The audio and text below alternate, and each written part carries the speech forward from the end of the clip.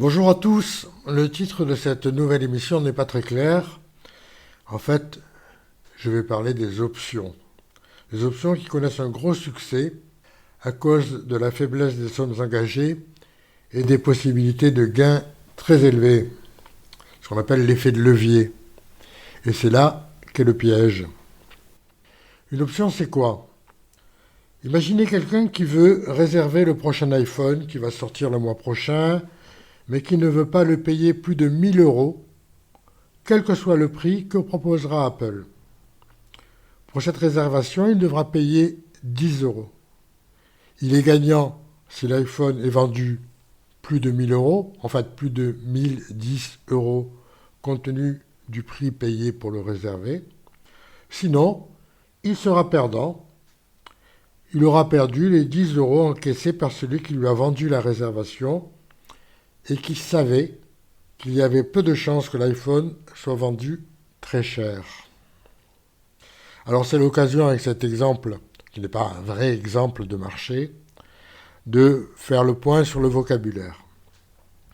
La réservation dont j'ai parlé est une option d'achat, ce qu'on appelle un call.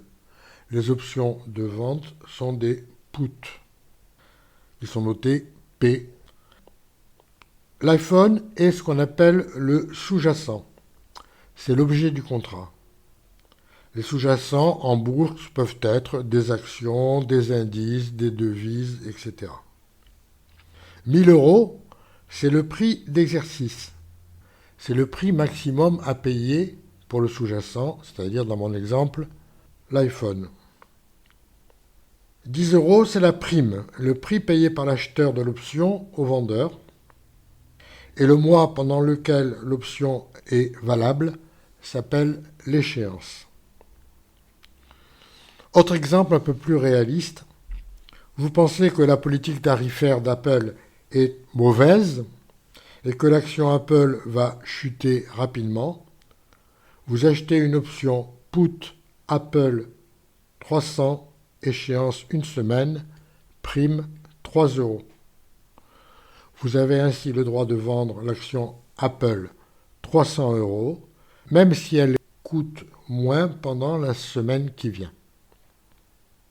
En résumé, un acheteur de call parie que le prix de l'actif sous-jacent va augmenter au-delà du prix d'exercice avant l'échéance. A l'inverse, un acheteur de put parie que le prix de l'actif sous-jacent va baisser en dessous du prix d'exercice avant l'échéance. Les options peuvent être achetées et vendues sur le marché et leur prix fluctue en fonction de nombreux facteurs qui ont été modélisés par des formules mathématiques comme le modèle de Black and Scholes que vous pouvez voir sur Internet très facilement, mais prenez un cachet d'aspirine parce que ce n'est pas évident. Alors parmi les éléments qui influencent la prime d'une option, il y a des éléments connus comme le prix de l'actif sous-jacent, bien sûr, le prix d'exercice ou le temps restant jusqu'à l'échéance. Mais il y a aussi des éléments à évaluer comme l'évolution des taux d'intérêt sans risque ou la volatilité du prix de l'actif sous-jacent ou encore la probabilité que l'option finisse, comme on dit, dans la monnaie, c'est-à-dire qu'elle soit exerçable. Les pros du marché des options ont des services qui évaluent les éléments qui conditionnent la prime et ils utilisent des logiciels pour calculer la valeur de l'option en temps réel. Ces logiciels sont nécessaires car les calculs sont complexes. Dès que la prime dépasse sa valeur théorique calculée par le modèle, tels des Indiens, ils scalpent, c'est-à-dire qu'ils vendent de grandes quantités d'options en faisant un faible taux de plus-value. Ce faisant, ils font baisser le prix de l'option et annulent le profit potentiel pour les particuliers. Voilà la raison pour laquelle les particuliers perdent toujours à long terme contre les professionnels. C'est un marché risqué donc, et encore, je n'ai pas évoqué les arnaques qui prospèrent sur ce marché.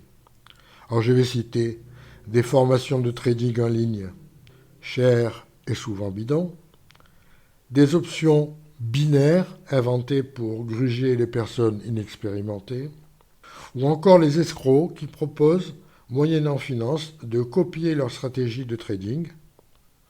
En fait, réfléchissez. Si leur stratégie était si rentable, pourquoi perdraient-ils du temps à les diffuser au lieu d'être sur le marché à faire fortune? À moins que vous croyiez que ce soit des altruistes. Voilà. Si malgré mes mises en garde, vous voulez quand même aller sur les plateformes trader les options, vous ne pourrez pas dire qu'on ne vous avait pas prévenu. Et surtout, si vous connaissez des personnes qui sont tentées par les options, soyez charitables, faites-leur écouter cette émission. Merci.